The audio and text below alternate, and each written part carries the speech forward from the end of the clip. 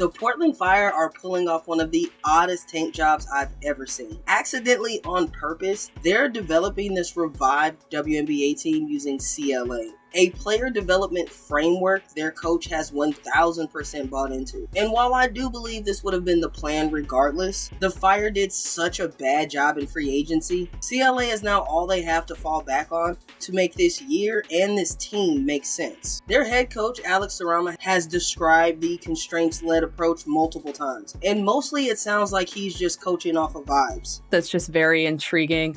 You don't use whistles. You had players practicing in socks this week. Kind of everything we're doing is really based on research and evidence as to how athletes learn. His system basically tailors and customizes the drills they're using in practice to each individual player involved in the drill, which basically means they're having very, very different practices and game prep than all the other teams in the league. So the question for this team becomes, can this framework work as a coaching system? And how exactly does it translate to winning a championship? I feel like this could have been a contributing factor to them striking out in free agency. Because how do you convince a top prospect, or a number one pick for that matter, to buy into a systemless system? The Portland Fire have set themselves up to lose a lot of games, admittedly so by their own GM, while simultaneously developing the team to be ready for that generational talent that pushes them into that championship conversation. And head coach Alex Sarama believes with the right players, CLA can get the Fire there. Now, if you've heard the term CLA before, you know it goes hand in hand with Alex Sarama, because believing in this system is an understatement. He literally wrote the book on this development style and coaching approach to basketball. A constraint-led approach, which is basically the overriding framework we use in our practice design. So essentially the idea is we never really want to do a drill where it's unopposed with play, where that means like no opponent, and the players really not having to think or react to some type of opponent which might shape their movement. So, you know, it doesn't mean that it's just randomness for the sake of randomness, because we will do some things which are scripted, but in almost everything we do, other than our shooting, there is an opponent involved. So he's implemented this approach across Europe and the NBA G League and teams like the Cleveland Cavaliers. And again, there is an entire book on this coaching method, but we'll get through some of the biggest things that make it stand out. This development method is basically taking a different stab at how we learn things. It's the difference between being thrown into conversational French to learn the language, or watching a TV show for full immersion, versus learning the alphabet letter by letter and words on flashcards and phrases without fully understanding the backbone of the language. So Sarama's approach places his players in real game situations as closely as possible in practice, forcing players to adapt and solve problems in real time. So we're not talking line drills you can memorize, come into practice and just go on autopilot. This is a fun one. This is particularly good for youth players because it creates a little bit of an advantage. So what we've got here is we've got like a screener, the offensive player's dribbling on the spot, and then as soon as that defender gets 2 feet past the screener, it's live one-on-one. Now, you could constrain this and say it's only a gold medal. Here we are saying you could shoot an off the dribble 3 or a rim finish, and boom, they're playing immediately off. So practice for the Fire actually looked like a bunch of mini games, and each of the games has their own rules. It could be 3-on-3 with changing spaces. One of the players can't dribble. Maybe you have to touch the paint, or purposefully changing the defense on every single rep. The goal with this approach is decision making, and not just making the decision, but the speed at which you can make the best decision in that situation. So while it sounds like a systemless system, it's more like controlled chaos that they've learned how to control and unleash in the right directions. Because the most advantageous part becomes the offense and how free-flowing it is. It's definitely a freestyle, but it makes everyone on the floor involved. Role players aren't just waiting their turn. It's within the flow of their offense, and they're all aware. So that means you're continuously moving because it's a higher chance of you getting the ball. You're not waiting on the superstar to give you a hot potato at the end of the shot clock. You get a different combination of players you probably didn't realize could pair well on a pick and roll because you're put into all of these different situations in practice, which ultimately makes your offense a bit unpredictable. So when you get into those late game situations with a team like the New York Liberty, or you make it to the playoffs, you can sneak in those late game wins and be harder to scout for. Even on defense, this can be a bit of an advantage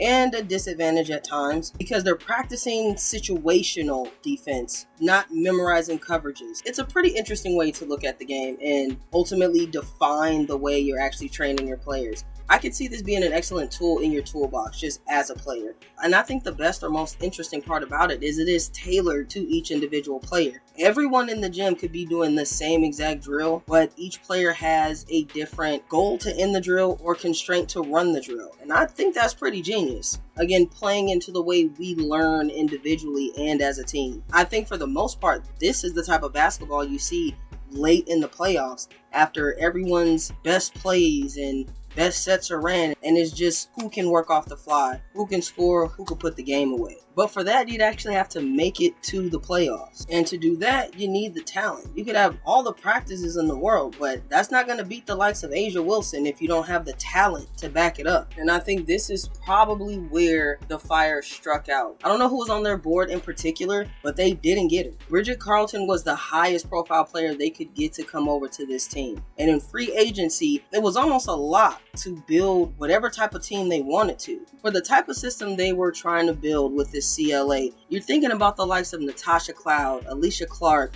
Elena Smith. You might even get into a Jordan Canada, and obviously a slew of international players. So if you go into free agency pretty much with your wallet wide open, how come they got so little free agents? In comparison to the Toronto Tempo, who were able to bag Marina Mabry and Brittany Sykes, along with pulling over key role players. I do believe players like Sarah Ashley Barker, Bridget Carlton, and Emily Inkster will thrive in an environment like this. But this also brings mixed opinions when they start waiving players because they built this team purposely, right? Through the expansion draft, picking up Sugg Sutton and Haley Jones, but ultimately waiving them. And I can only think they didn't fit into this system, either not buying in or just not being able to do it in the eyes of the coach. That does make me interested to know their pitch to free agents and what they told the expansion squad when they got there. Sugg Sutton was the second highest scorer in the last game, and Haley Jones at least looked like she was bought into the culture. So what's happening there? When you think about a roster and them growing together in this style, I think that can be pretty impressive. You could get an early version of the Oklahoma City Thunder. But I also feel like this is a harder thing to integrate new players into, new coaches, even a new head coach if that happens for whatever reason, for such an adaptable approach. It may have scared some players off. And in this situation, the Fire have a pretty decent shot of getting a high draft pick. And while the consensus will pretty much be easy, your Juju Watkins, Hannah Hidalgos, but I'm already questioning if the Fire even know who they want on this team. And good, bad, or indifferent, this is going to keep happening until they find the right combination of players. If they find that right combination of players, which is a little surprising considering they have a GM that helped build the Golden State Valkyries into that winningest expansion team in WNBA history. Vanya Chernivets is fully backing Coach Sarama right now, and while they did get that buzzer beater against the Liberty, they weren't going up against the likes of Sabrina Ionescu, Breanna Stewart, and Jonquel Jones that night. The methodology will work, but ultimately it's going to need a lot of time. It's going to take trust, continuity, and you can't get that if they're constantly waiving players, changing the roster, or even slightly changing the coaching staff. I just think it's a difficult long-term strategy in a league that's rewarding top-heavy teams. Although I can see the 5 and 10-year plan behind this, being a franchise where this is your ultimate identity, the root of how your team wins, can make a statement. It's just not going to happen today. And usually that means you're changing a coach in the near future. Alex Sarama is an excellent development coach, and he's going to be a great coach to get the team started. But down the line, they're going to decide, okay, we need a coach to get us into the playoffs, and then we need a coach to get us to the championship, and then we need a coach to win the championship. And if he can't wear all these hats, he's not even going to make it to see his CLA be successful. And if that happens, you have to question the stars they pick up along the way. Because if you're a bottom-feeding team, you're getting some top prospects throughout the seasons. How is that affecting their careers? How is that affecting their long-term projection if a systemless system stunted them early in their career? And I'm not saying this because development can hurt the player, but more to the effect of they all already know how to play basketball.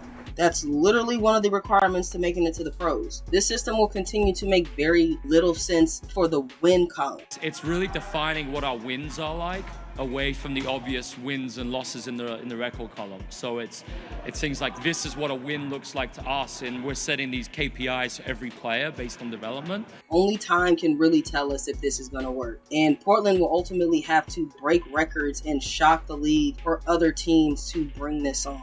It's going to be really hard to make this argument and convince other coaches and championship teams to take this on outside of a development framework if all they're doing is racking up losses. This will get them some number one picks, a lottery-filled team, but it won't matter if it's not translating to wins, if it's not getting them championships. This is a genius way to develop your team while also waiting for excellent talent to get to the championship mark.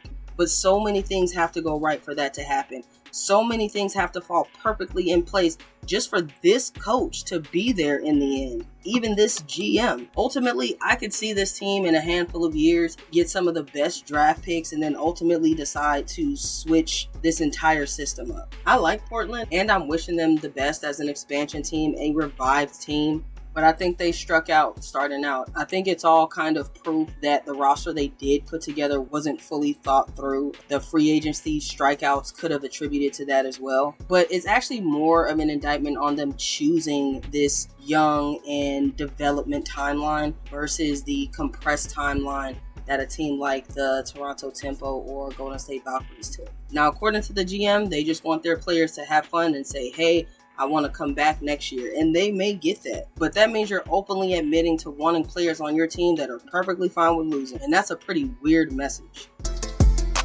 Don't forget to like and subscribe, players.